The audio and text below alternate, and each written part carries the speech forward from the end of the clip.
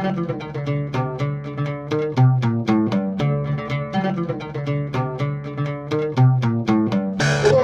welcome to the Sci-Fi Christian's Game of Thrones Review, Season 4, Episode 2, The Lion and the Rose. I'm Ben DiBono.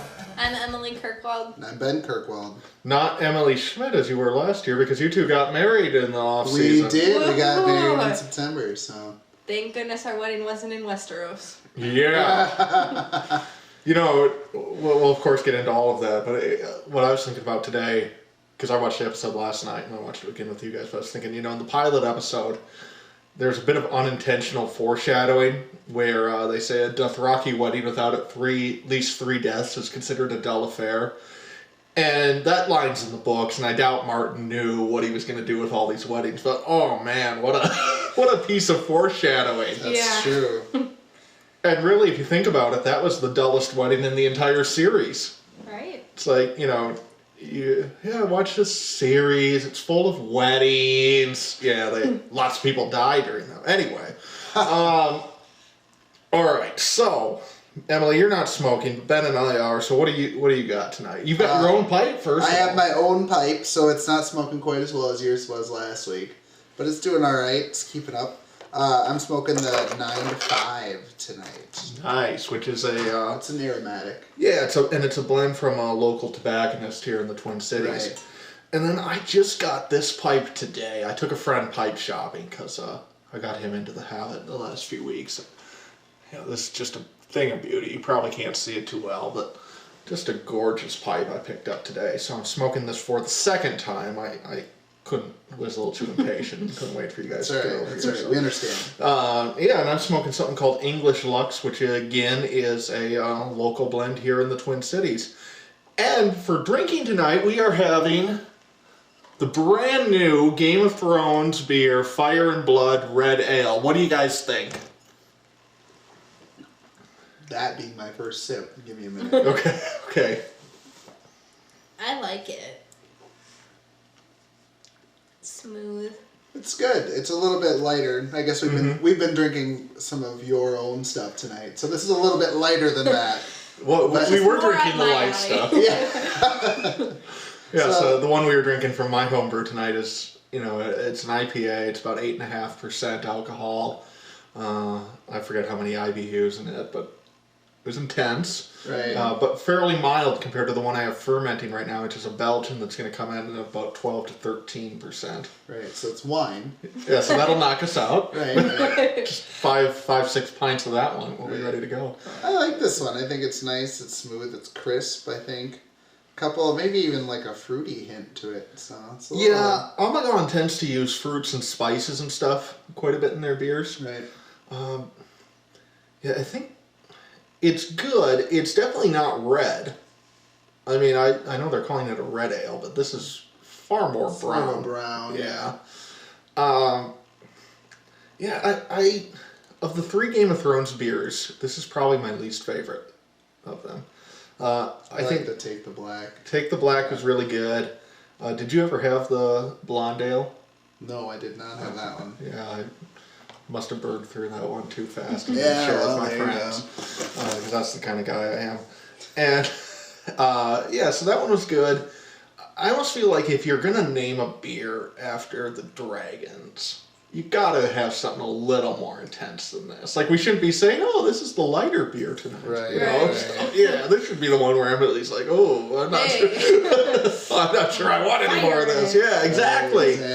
Exactly. Yeah, do like an ultra hoppy red IPA or something like that just burns on the way down. You know, it should be a journey to drink, but you know, it's still good. It's still Game of Thrones beer. So. All right, now everybody's saying enough with the beer, enough with the smokes, because we have to get into tonight's episode where we have the purple wedding. Now, this, of course, was at the end of the episode, but I think we got to start there, especially since you, Emily, have not read the books. I have not. So I looked over at you during the scene where Joffrey dies, and you're just sitting there with your mouth open, in shock, much the same as you looked last year with the red wedding, but... decidedly happier. Yes. Much different emotions. the red wedding, I was shocked because the people that I liked and wanted to win were dying. This time I was shocked because the most evil character you could devise, who I wanted to die, was actually dying. Right. No, were you worried that they were going to pull a fake out? Yes, like, definitely. Just kidding, Heimlich maneuver. maneuver. Let's just throw down the Beezor and he's fine. No. The Harry what? Potter. Harry Potter, Beezor. Yeah. Oh, I'm not as much a Harry Well, Potter. there you go. Okay. That's right. Now, you could kind of tell at the end, well, I obviously knew what was coming, but I was trying to think last night as I was watching it about what would be going through my mind if I was a first-time viewer. And they're definitely building to something at the end. So did you have a sense that something was going to go down? Yes, I could tell, as the wedding progressed that there was a lot of tension and a lot of things going on, but I definitely did not expect anything to happen to Joffrey. I in the back of my mind, they kept focusing on Tyrion and with the little dwarf play thing. I thought maybe they were going to do something to Tyrion. Torture him in front of everybody. Right. Yeah, because that's interesting you say that, because last night when I was thinking, okay, if I was just a new viewer and I didn't know what was happening, and you're watching this ultra tense scene of Neil, with Tyrion there, I'd almost be thinking as a viewer, they're going to kill Tyrion. Yeah. Right. And so it's almost a good fake out. They get you going in that direction. Right. Yeah. So you were obviously surprised, didn't see it coming, but yes, he is actually dead. Now, Awesome. There's two questions that come out of this scene. And I, as somebody who read the books a long time ago, has had over a decade to think about them. Ben read the book a year ago. He's had a lot of time to think about it. You just saw this episode, so I want to know your answers to two questions. Okay. What killed Joffrey, and who killed Joffrey? Those are good, tough questions. So they were pointing to the goblet. Cersei, Tyrion did it. It was the wine. But I don't think it was the wine. Okay. I think it was that pie. Well, first of all, there's birds in there. You just ate a partially killed bird. No. There you go. But it obviously, I think it's safe to say this was intentional. Yeah, I mean, the blood coming, something is not right here. But I want to know who delivered this Exactly. pie. Where did this thing come from? So I think it has to do with that. But then, as far as who, I'm suspicious of this Dornish guy. This prince. Oberyn. Yes. Yep, who we met Who hates last week. Lannisters. Yep. For a good reason. Okay. And, they talk about Dornish wines. So maybe it has to do with this wine that Joffrey was drinking, and somehow it came from this Dornish guy, and he got his poison in there. I don't have any very solid answers, but I'm suspicious of this prince guy. So what about the guy who comes up to Sansa and takes her away? Who you also saw last week giving her the necklace that she wears to the wedding. Yes. He's the only one who isn't shocked by what's going on. So who is that guy?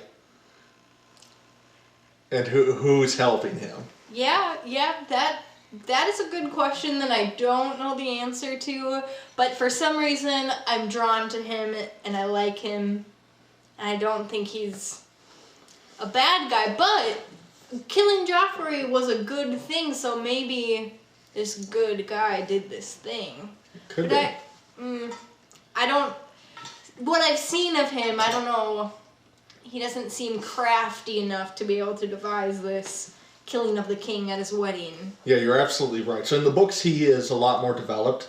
He's Sir Dantos. You actually saw him in the first episode of season 2 at Joffrey's birthday party, where he's like the drunk knight. Yeah, and Joffrey's about to kill him, and Sansa convinces him to make him his fool instead. So you've seen him before. He's a lot more in the books, but you're right. He's definitely not smart enough to do that. Now, we will find out who is behind him, so I'm not going to spoil that part. But But I will share a couple other theories that are popular out there. Okay, so first of all, the obvious one is Tyrion did it. Sure. Okay, and as we're going to find, and I don't think this is a spoiler based on how the episode ended, he's going to be the hot pick among the royal court. Sure. Okay, so Tyrion is an obvious candidate. He certainly had motive. He certainly had means. He's up there with Joffrey and everything. Mm-hmm. Most people think he is not the one, though. So, simply because it's too obvious, and as the season goes on, I think most people will come to that conclusion that it isn't Tyrion if they haven't already. The other hot pick, though, is Lenna Tyrell. She, when I read the book, is my first pick. Is she the grandma? She's the grandma. Yeah. Okay. She's the one who I thought had done it. Now, let's think about a couple things here. So earlier in last season, you see her and Marjorie and Sansa sit down, and she convinces Sansa to give her the truth about Joffrey. So they kind of have this powwow. You remember that scene? Yeah. And she says he's a monster. He's a monster. We see her walk up and talk to Sansa during the wedding, and she fondles the necklace that Sir Dantas gave Sansa in the previous episode. In the book, it's a hairnet that Sansa's wearing, but the same thing happens. She walks up, she touches the hairnet, walks away.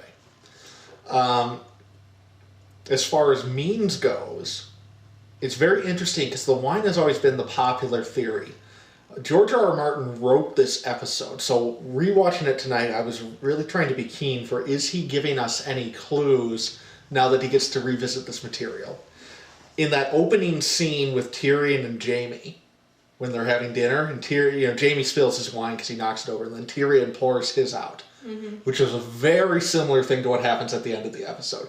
And Tyrion says, "It's only wine." I might be grasping at straws, so tell me I'm nuts, but I have to wonder, is Martin saying, it's not the wine. It's not the wine there. Then at the end of the episode, the pie is cut, and then you see two servants walk up with plates for Joffrey and Marjorie. And Marjorie feeds Joffrey 2 bites of pie and doesn't eat any herself off the plates. So, given that Martin wrote the episode, I think there's a pretty big finger pointed at Marjorie and Olenna. I don't want to talk about Sir Dantas too much as a book reader because there's some stuff you're going to find out about who is he associated with and where is Sansa going. Okay. But definitely keep those two in mind. And then finally, the other kind of dark horse candidate is Tywin. Because Tywin last season says Joffrey needs to be taught a sharp lesson. And, so there's some hints that Tywin's not too happy with his grandson either. Sure.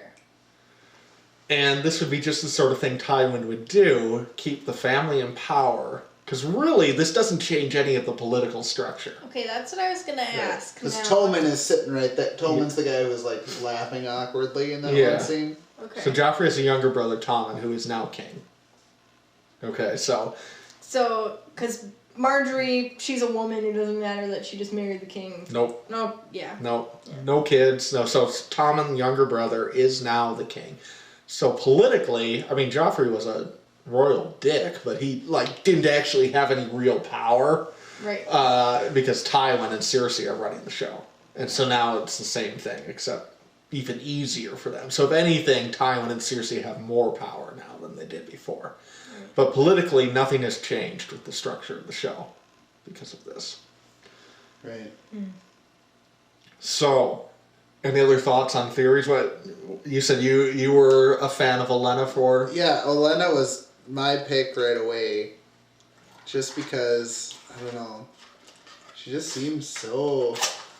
She seems very crafty. Right, she seems in tune, she knows what's going on, she's got all that down. It just, I don't know, I feel like all the stuff adds up. I'd never thought of Oberyn before, to be honest. He's there's a few theories out there about him. Until you said it, I'd never thought that Oberyn could have done it. But he could have. The other thing that points to Olenna is the fact that, as is aptly pointed out in this episode, she paid for half the wedding. So she's very much in control of what's going on at this wedding. Right. So to engineer something, she definitely would have had the easiest time outside of Tyrion. Right. Mm-hmm. But Tyrion, the other thing that kind of points away from him is that for him to do this, it would have had to been almost spur of the moment.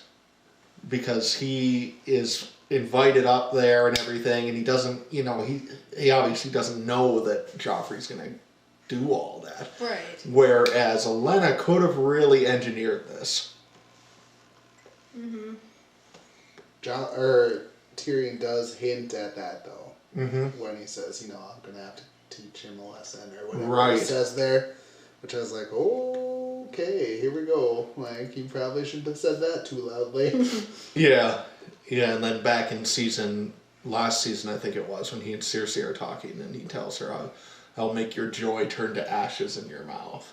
Yeah. And someday we'll be even for this, and you'll know when it is. And so they're... Mm-hmm. What event was that after? Oh, I remember gosh. saying it. She does something with, it must be something with Shay, or whatever. I don't remember. I thought it was when... I thought she said it about him. No, he says it to her. Oh. Yeah. So why can't I remember when? Oh well. Some very, you can do some heavy theorizing here. Mm-hmm. But certainly something to think about and pay attention, because obviously, from the way I'm talking, is having read all 5 books. Same thing with Ben. Right. I don't think we have a definitive answer yet, but there are more pieces to the puzzle that are going to be revealed. Well, then I'll be thinking about it more as it goes on and paying attention to the little clues that come up in the next episode. And I think clearly the plot has now been set for season 3. Yeah, exactly. Alright, so back to the beginning of the episode. We start with Ramsay playing Hunger Games out in the Dreadfort Woods with his girlfriend. A bit of one-sided Hunger Games, though, because they are hunting this girl. And that ends rather gruesomely. So Ramsay Snow, back where he left off. Right, exactly where he left off. And then later on we see Roose Bolton shows up at the Dreadfort, so we finally do get to see the Dreadfort this week. It wasn't all that I expected it to be. Yeah. I was expecting a lot more gruesome. It was pretty dark and dungeony. I thought, they did a decent job. Yeah. I was expecting more, but, that's okay. It's just... What, you want... It's not like Winter... Someone else's dick cut off? It's like... There's not enough appendages being removed. Oh, I didn't say that. It just... The skeleton of the... Never mind. Yeah, no, there's a couple good references to Theon's unfortunate event last season. The first one... Many references to... Morgan was necessary. We all remember that scene. We don't need to relive that. No. I told Ben I didn't want to see Theon for a while. No, he's back. Yeah. Yeah, so we get the whole, I flayed some of him, removed some other parts line from Ramsay. Jeez. And then I think my favorite subtle little moment is when he's like, I did send a message to Balin offering him Theon. Yeah, by shipping his dick in the box off. It's like, it wasn't probably the most diplomatic approach to, I'll trade your son, and here's part of him. Right. Yeah. But man, that shaving scene, intense, really, really well done. I liked the scene before that, between Ramsay and Bolton. Mm-hmm. I thought that was... It's not portrayed in the book. Right. I like that George R.R. Martin put that in the show, because now I feel like if I went back and reread scenes with them in it, I feel like there would be a new intensity to it. I didn't realize that their relationship was so intense and so fragile, maybe, is the word that I'll use. And man, the guy who plays Roose Bolton has really brought him to life in the way he's described in the book. He has done an excellent job. I mean, Roose Bolton in the book is this very soft-spoken, even more so than in the show. Right. Mild-mannered, horrible person. Right. And, last season we saw it at the Red Wedding where, you know, you think of the moment where Catelyn like, lifts up his sleeve and sees the chainmail there, and he doesn't flinch. Mm-hmm. And then here, it's like he's chewing Ramsay out, but he never raises his voice. Right. And then even the small detail of like, he chose his wife because Walder Frey was going to give him his bride's weight in gold, so he just chose the fattest one. Right. And it's just small details like that where this is a guy who is sadistic in the extreme, but not in the way his son is, where Ramsay is this kind of almost Joker-esque, giddy, loves to kill people. Roose is just, you know, almost the Hannibal Lecter type killer. Right, yeah, that's a good way to describe him. Yeah. We haven't seen him eat anyone yet, but at this rate, I wouldn't be surprised. So in between those two parts of the Dreadfort, we have the Tyrion and Jaime dinner. I love this scene. This was one of my favorite scenes in the episode. Really? Why? Because it so well establishes the relationship between these two characters. So last week, Jaime has multiple conversations with people, both Cersei, Tywin, Joffrey, where he bluffs his way out of, I got my hand cut off, but it's no big deal, I'll just fight with my left one. Right.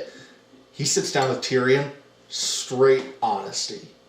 And in that moment, you get the relationship between these two characters that's talked about in moments in the book, like in silent internal monologues and flashbacks and stuff, that they're actually very close.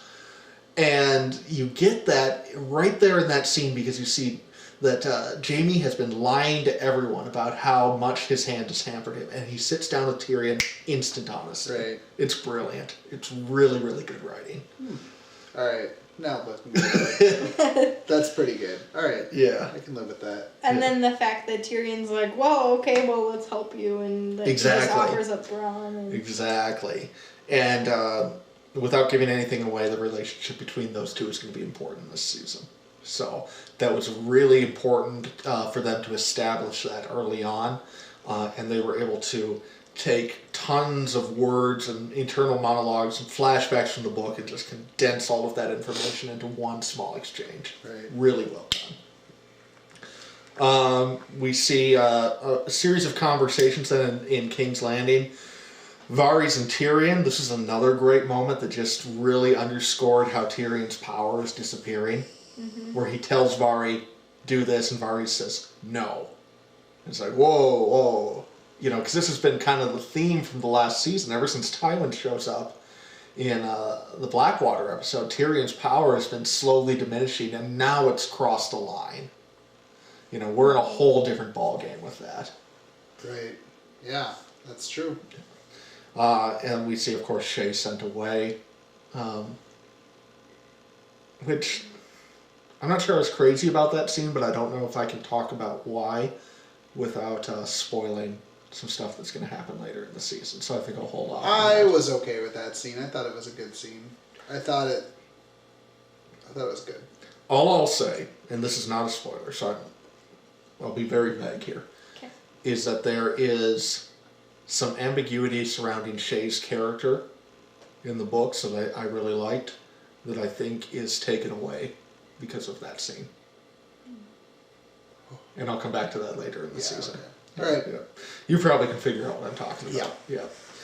All right. We briefly see Mace Tyrell, who is Olenna's son. God, that is just how I pictured him. Yeah. Like, when he showed up, I was like, that's Yes, Mace. mother. Yes, mother, that is Mace. There he is. He's the fumbling buffoon. Just kind of like the whatever guy. And of course the scene with Tyrion's book.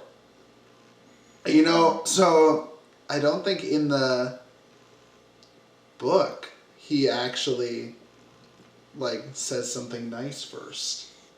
I don't think it's quite as nice. I think it's kind of like he's about to say something mean and Tywin nudges him or whatever. Right. And then he's like, okay, and then he gets the sword. Because I was like, did they just skip over that scene? Because I loved when he chopped up the book. And I was like, oh. Yeah, Joffrey's such a nice guy all of a sudden. Oh, wait. Wait, Just kidding. Did you have any And hope for that's just Joffrey? the very minor starting insult to Tyrion, chopping the book. Yeah. Right. Well, the whole day was an insult to Tyrion. Yeah. But yeah, I mean, you think of like that culture where books are handwritten or whatever. And, Right. Like gosh! You terrible person! And again, this is something I don't know if it's intentional or not, but the sword getting named Widow's Wail in that moment, which is exactly how the episode ends, with Cersei, who is a widow, crying over her son. Intentional or not, interesting bit of foreshadowing there. Right. Okay, so then we have a little human sacrifice action, which you know you're watching Game of Thrones when there's a human sacrifice scene and it barely registers on the things that you take away from the episode. Right. Like, oh yeah, there was human sacrifice in this one. Oh, the red woman. Yes. Yeah, Like, I was trying to what's think he about the talking wedding. about? You're right. You're right. Oh, yeah. Okay, so I thought it was really strange that Stannis' wife, the last time we saw her, she was just this weird lady that was shut up in this cave or whatever. And now she's just like hanging out, gets to have dinner with him. No, I mean, she does in the book. In the book, that's probably not more... how she's been portrayed to me. Right. No, she is crazy. I mean, she's... Yeah. Well, yeah, she doesn't seem right, but it was just like, oh, I thought she was like this person that we kept hidden in a cave, and now she's just out here, and everyone's cool with it. Who wouldn't want to be at the Baratheon family dinner? That was awkward. It's like, here you are, sitting with your wife and the lady you're having sex with, and your wife's kind of okay with that, and is actually encouraging it because she's really into her religion. It's like, this is weird. Not sure how I feel about this. And then you want the mistress to go talk to your daughter. Mm-hmm. Yeah.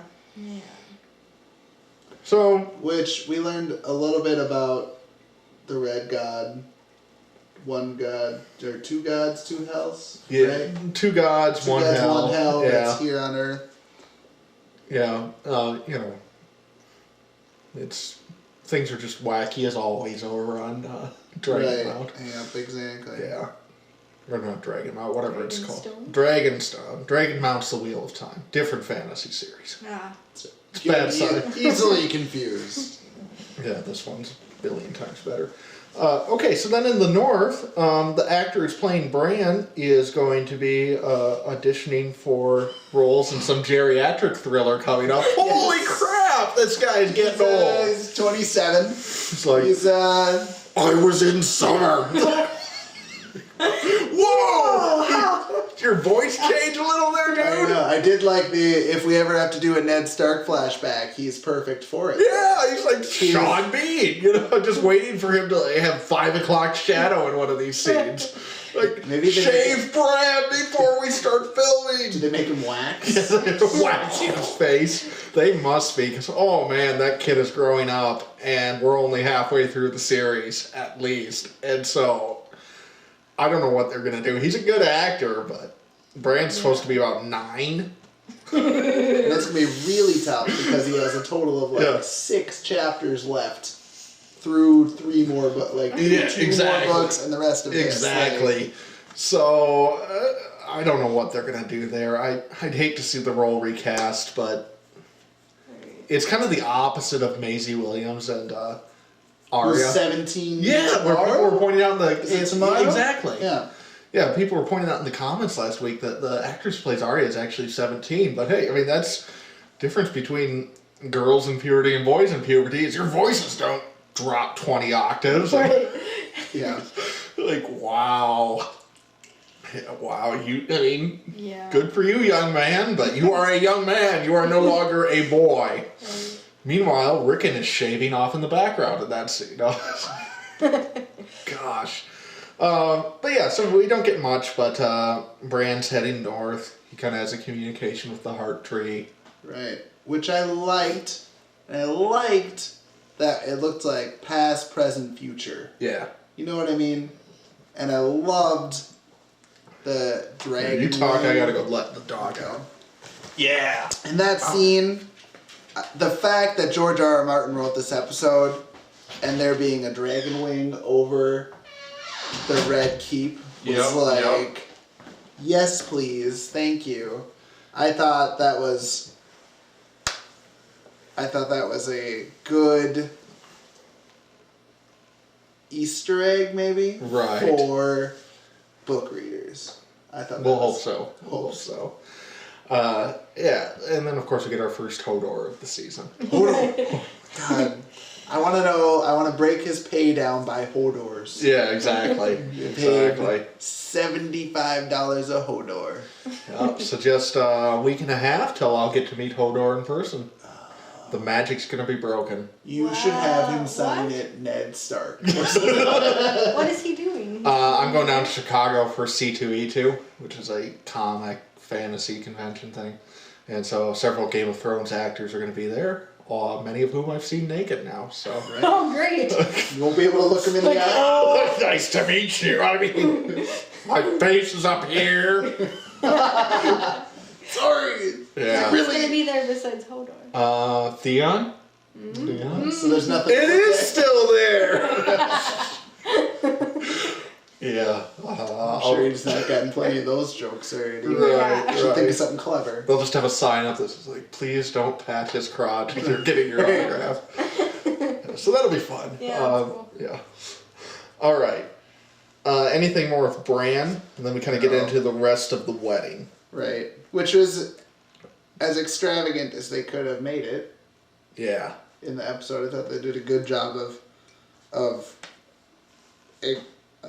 presenting how extravagant the wedding was. I think I don't remember the amount of money spent, but it was just like a ridiculous 77 amount. Courses or something like that. Oh, yeah, because of this lucky number 7. Yeah. Oh my gosh. You know, good performances throughout in the wedding, but Jack Gleason as Joffrey, Peter Dinklage as Tyrion, and Sophie Turner as Sansa. Those three stole the show tonight. Absolutely. How did Sansa steal the show? I felt that she was very the same. Did that make you like her even more? The scene where you knew. Some of it's because I knew, but the scene where they're doing like the little dwarf war thing. It's just like the thing in the worst taste, whatever.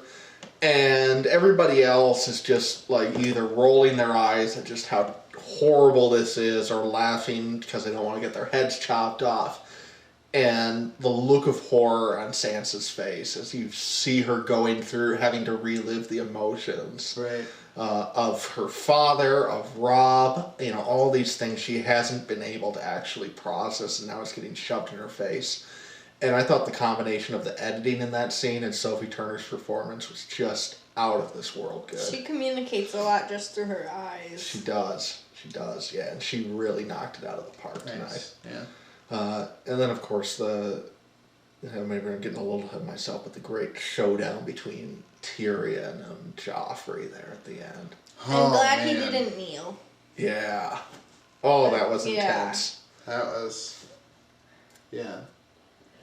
I liked how it was so backstabbing polite. It was so, I loved the comments where it was like, well, you can't really chop his head off. I mean, he said something nice, but right. Maybe it wasn't the thing you wanted to hear. Like, yeah, it's you'll be my bearer, uncle. It's an honor, your grace. It's not meant to be an honor. Just this. Yeah. Oh, that was so well done. So well done. And not to be outdone in awkward moments, of course, we had Oberyn and Tywin having a nice cordial conversation. Oh, yeah, he brings up the death and rape of his sister, just nice wedding conversation. Right. So it's everything you'd want from a Game of Thrones wedding. That's true. Except no dead Starks. No dead Starks this time. That's the first wedding in a while. Exactly. Of course, there aren't many Starks left to be dead, but... Thank you for that reminder. Yes. All right, so I think we're at the end of the episode now. One other thing I wanted to point out in the episode. Two other things. First of all, Jaime and Loras' conversation. Yes. You'll never marry her, and neither will you. Oh, yeah. That was good. That was good. I love that. Then there's also a moment, and I'm not quite sure what to think of this. because again, this is George R. R. Martin writing this episode. Is he trying to tell us something? But during the whole dwarf battle thing, everybody, like I said, except for Sansa's laughing, and except for Varys, who there's a few shots of him, and he looks disgusted in every single shot. And I'm not, there are things with Varys that are going to happen this season, and in a few seasons. But I don't know if Martin's trying to tell us something else. Like, is Varys involved in this somehow? Yeah, I mean, he's more than capable. He is. He is. Never count out Varys. So, gosh, another thing to just ponder there. And there's even a great moment where I think one of them hits Varys on the back of the head as he's riding through the crowd. It just gets us all really annoyed. Look at his face.